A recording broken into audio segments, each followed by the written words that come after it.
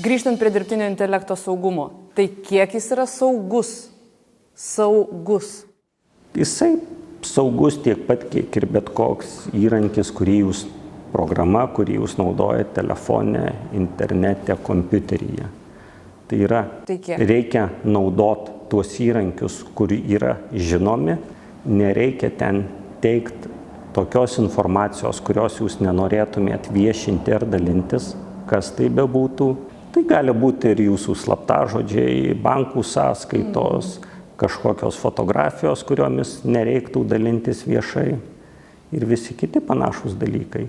Tai šitais dalykais tikrai nereikia ten dalintis. Ir kita dalis, kaip sakiau, tai, ką jie sugeneravo, ypač tekstą, jisai nebūtinai bus teisingas. Todėl reikia tikrai pasižiūrėti, pasitikrinti, įvertinti jo kokybę, ar tikrai ten nėra meluojama, ar prigeneruota kažkokių nesąmonių.